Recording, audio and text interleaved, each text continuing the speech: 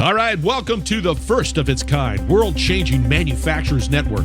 Lisa Ryan has her ears to the ground and her heart in the game. Get ongoing education and new connections right here with Lisa and the Manufacturers Network. Buckle your seat, listen, and spread the word. Here's Lisa. Hey, it's Lisa Ryan. Welcome to the Manufacturers Network podcast. I'm excited to introduce our guest today, Joe Ricci. Joe is president and CEO of the Textile Rental Services Association of America.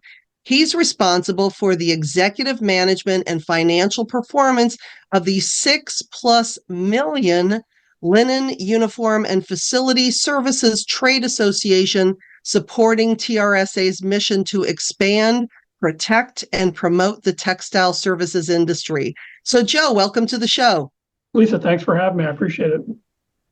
So share with us a little bit about your background and what led you to doing what you do with TRSA.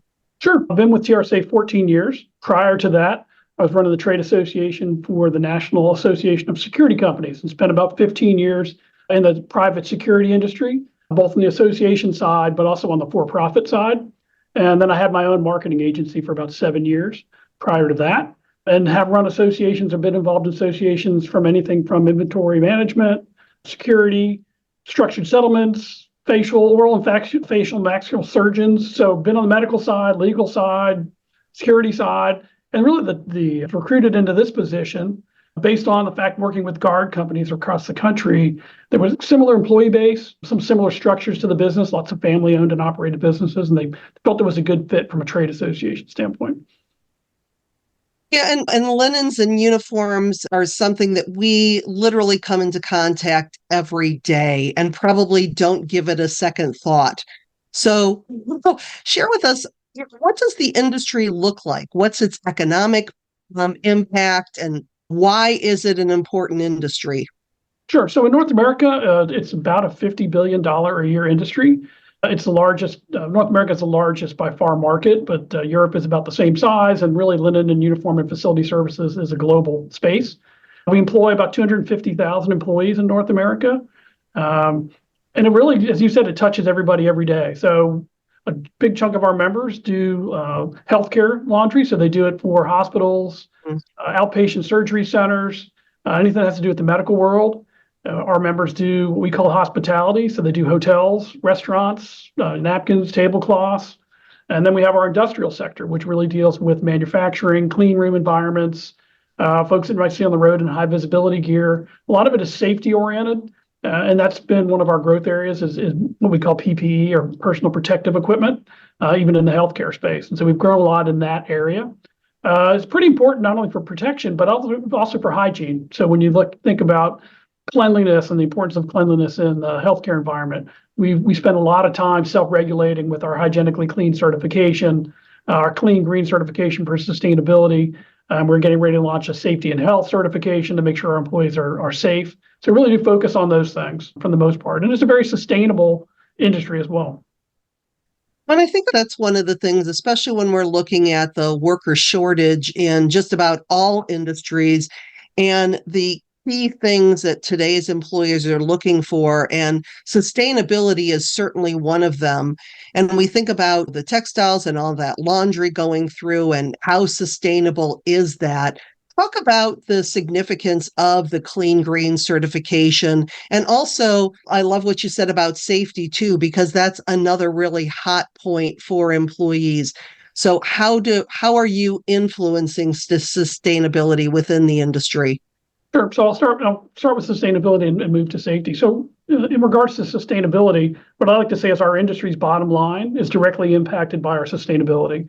So the less water we use, the less chemicals we use, the more that we reuse, repair, and repurpose the textiles, that's better for the environment. Less energy, so that's better for the environment. The more efficient our cars, our trucks run, or the better their routes are optimized, that's better for the environment. So lots of things that are better for the environment are better for our business. So we're naturally a sustainable business. And really, our biggest focus right now is trying to be part of the circular economy. So at the end of the day, what do we do with our textiles? And we're working with partners around the world to figure out how to recycle those textiles back into raw fabrics that can be used in something else. to be truly circular. And I think we're really working on that. And during the pandemic, one of the things we found in talking about PPE is that a lot of North America was using disposable products, particularly for PPE and healthcare, isolation gowns and things like that the nurses and doctors would wear. And we saw some pictures in April of 2020 with nurses and doctors wearing plastic trash bags and rubber gloves because they couldn't get PPE because it was all disposable and manufactured in China. So since then, we really focused on reusable PPE, which you can wash 75 times instead of just once and disposable. And we're working really across the country to articulate the environmental and supply chain sustainability of our products. And that's really resonated in several states and several communities around the country. Most notably, we've got a bill in New York to require 50% of all PPE in the healthcare environment to be a reusable product. And that's really focusing on a couple of factors. One is, the ones that I mentioned about environmental and supply chain sustainability, but it's cost neutral or actually less expensive to use a reusable product. And ultimately, it's creating jobs here, valuable jobs for no-skilled and low-skilled employees that can build careers out of working in a laundry. Most of our industry promotes from within.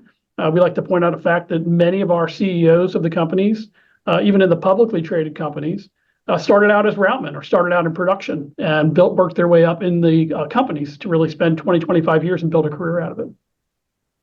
Wow. So when you're thinking about it, I never really realized the being able to recycle the textiles. So, and then that sounds like the technology must be developing to be able to do that effectively. So what else about technology is transforming the industry now in terms of efficiency, sustainability, cleanliness, all of that? Sure. You mentioned employee difficulty getting employees and keeping employees, and I'll touch on safety a little bit, and I'll work my way into what you just asked there.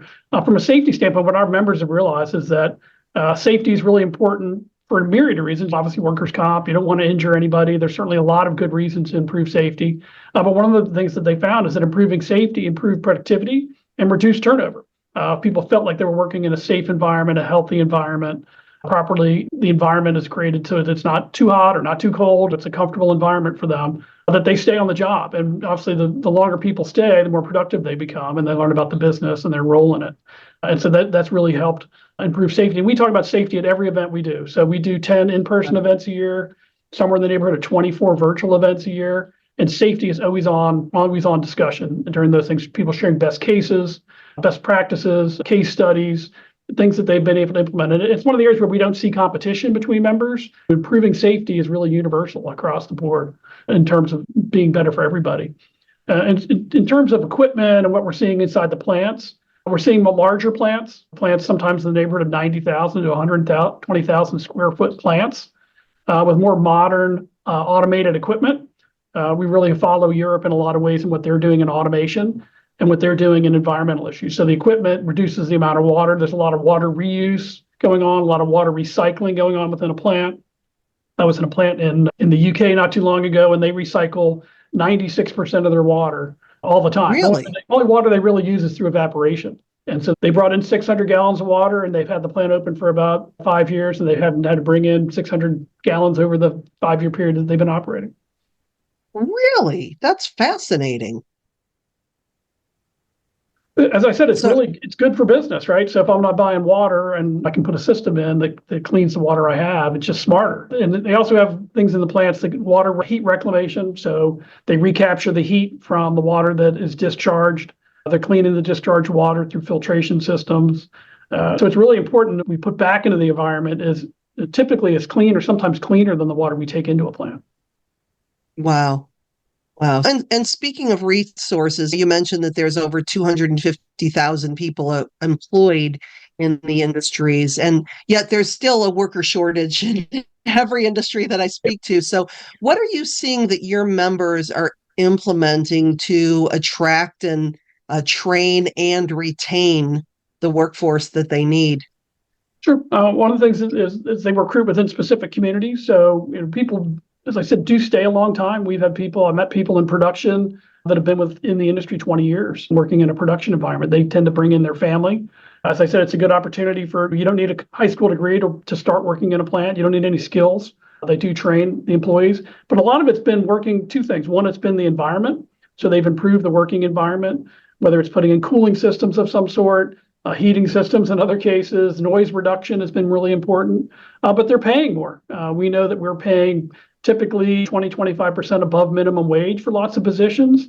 And if you stay and become a supervisor or manager, or more importantly, if you get into the maintenance field where you're maintaining the equipment, those individuals are very well compensated. We do a compensation study on a regular basis, and over the last 5 years, the two big growth areas in compensation have been production or line workers. They're up 30%.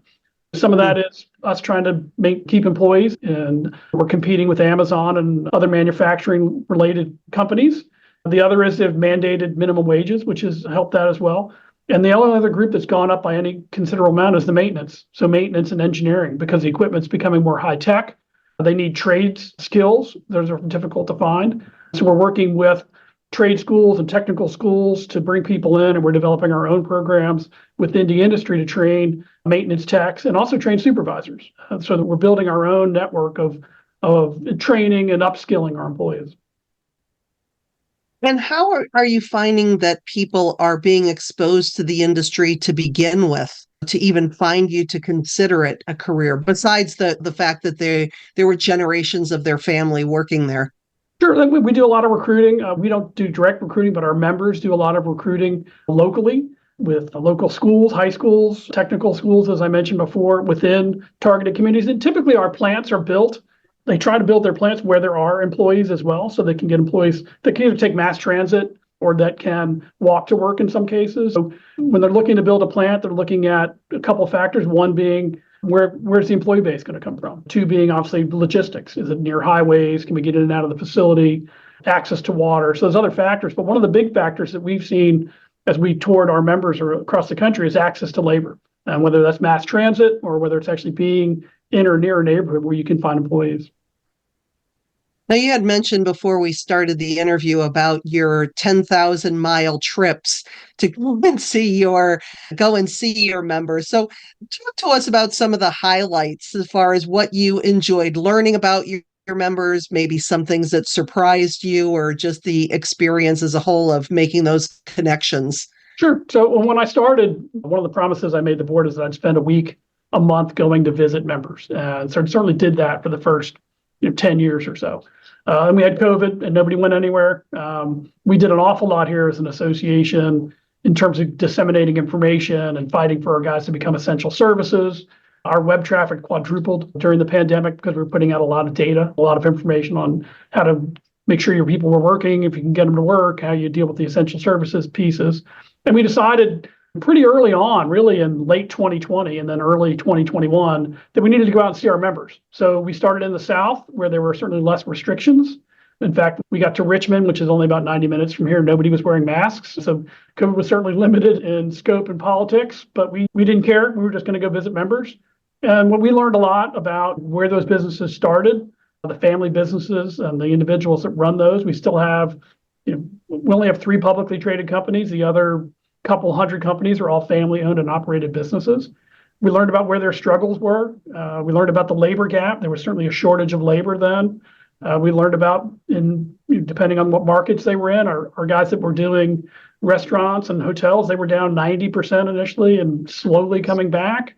They had restrictions in states that you had to use disposable silverware, disposable napkins, that we had to go to the state and lobby to get that changed. So we learned really a lot about what they were struggling with.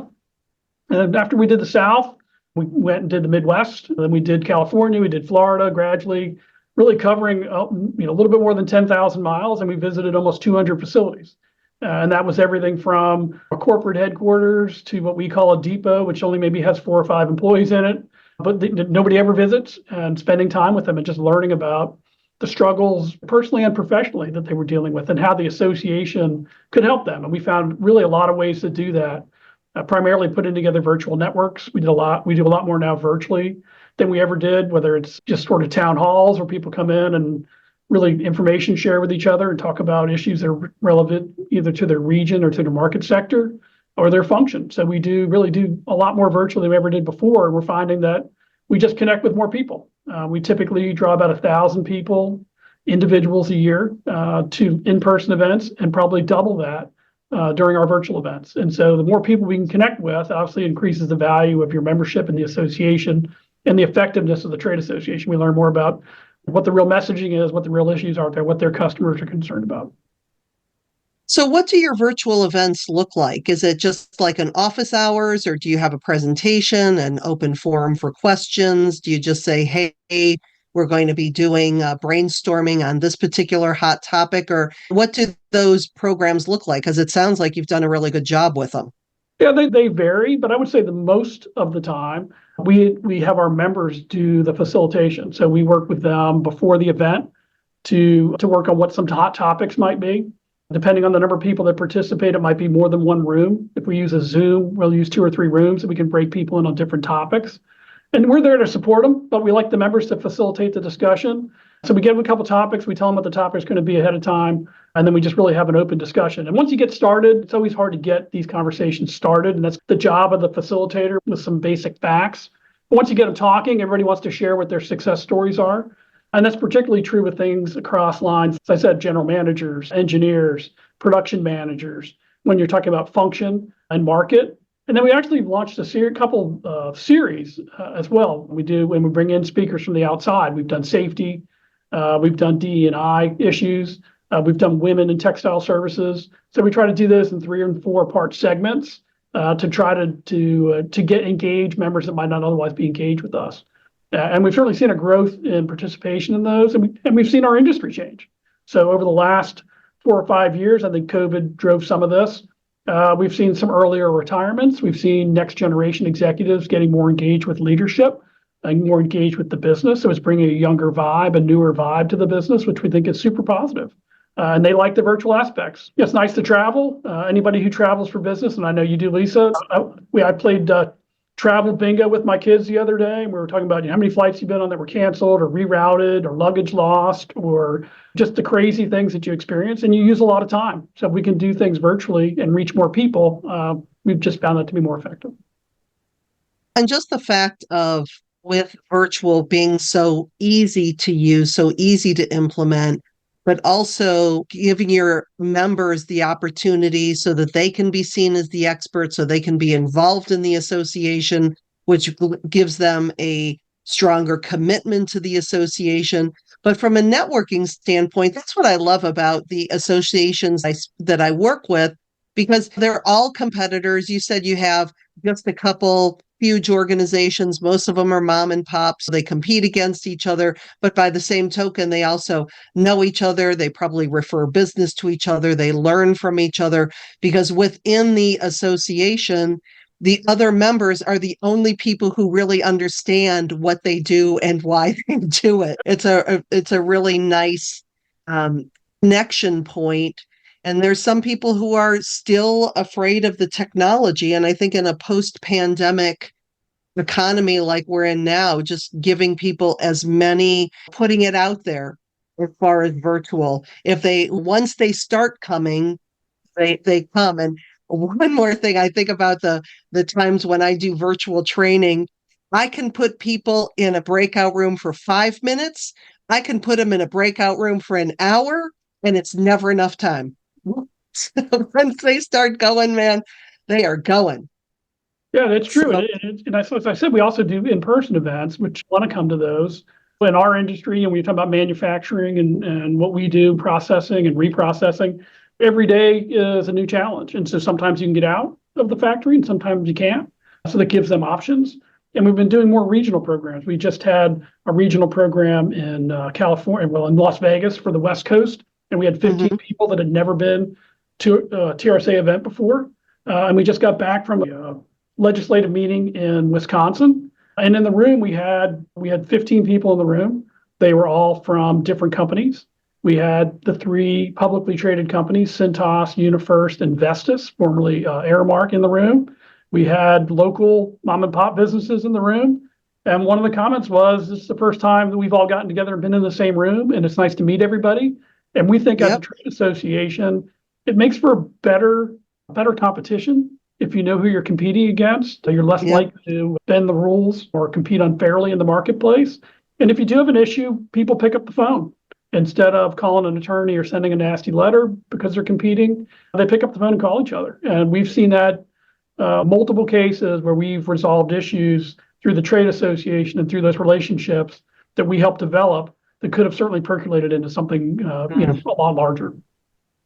Yeah, I think about my association with the National Speakers Association, and our founder, Cavett Roberts, said it's not about getting a bigger piece of the pie, it's about creating a bigger pie. Yep. And it sounds like that's exactly what your members are doing, because you have big companies like Aramark in the room, large, intimidating.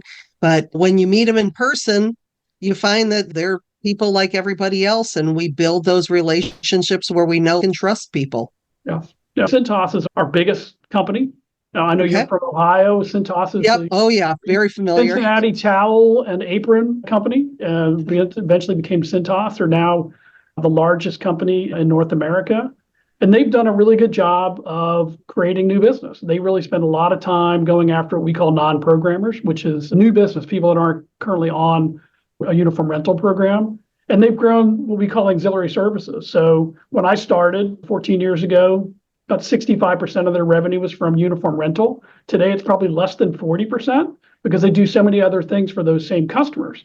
And so our other members, eventually some of that work drops off from Cintas, somebody else picks it up, maybe a local provider, maybe they want to work with somebody who's a local business owner. So it grows the pie, as you said. And that's one of our missions, is to expand the market for our members, expand, protect, and promote. It's really our mission statement says, the three things that we spend most of our time on.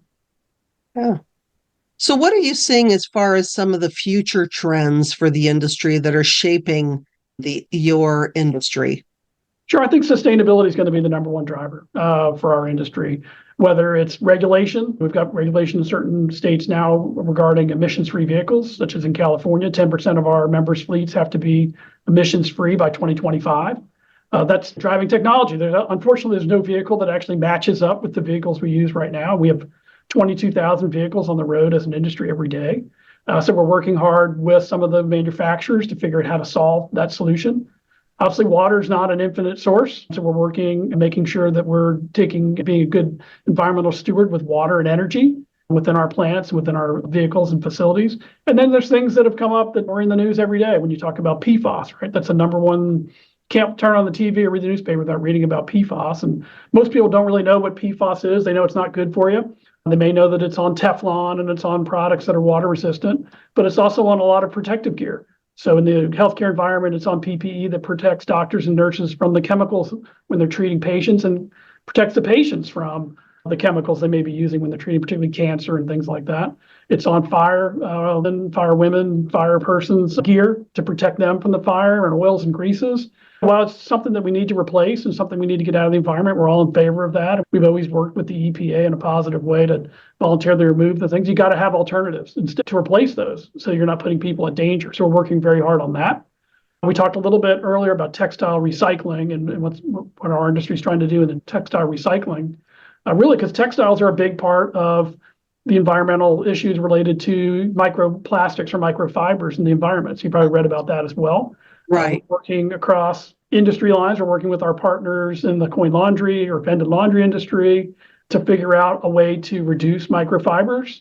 And we're working with our manufacturers. How do you create products that can last, that are comfortable, that don't shed the microfibers? And then if you do shed, how do you recollect those? And what do you do with them? And that's the end of the day when you talk about, hey, let's filter out the microfibers, or what do you do with them? And now you take them out of your filter, whether you're at home or in an industrial environment, and they end up in the landfill, which ends up back in the system. You've got to figure out kind of an end game on that. And so we're working very closely with universities and with regulators on a number of issues. But I think sustainability is going to be the driver for this industry over the next decade.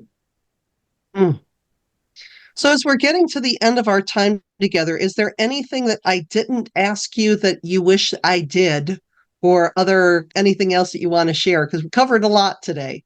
Yeah, we did cover a lot. I think we had talked earlier, there are a lot of resources that we provide our members about our industry. There are also resources we provide to the general public and consumers. We have a website called laundryservices.org, and it's really built to help consumers understand when they're purchasing or when they're using textiles, where they come from, how they're cleaned, what our processes are, what hygienically clean certification is, what clean green certification is.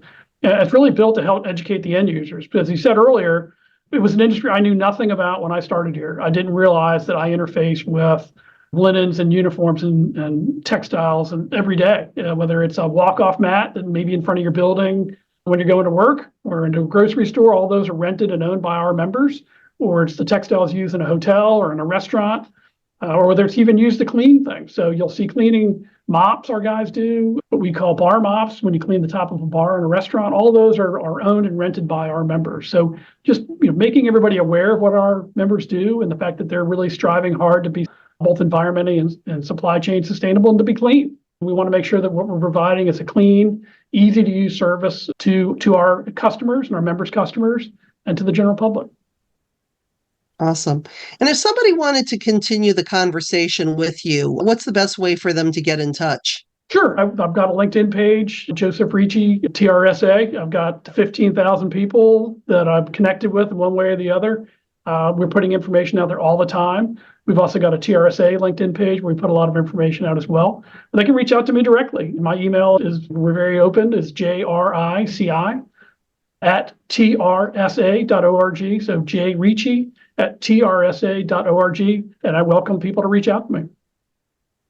Joe, it has been a pleasure having you on the show today. Thanks so much for joining me. Thanks, Elisa. Thanks for the invite. It was my pleasure. I appreciate it. Thank you. I'm Lisa Ryan, and this is the Manufacturers Network podcast. We'll see you next time. Thanks for listening to the Manufacturers Network podcast.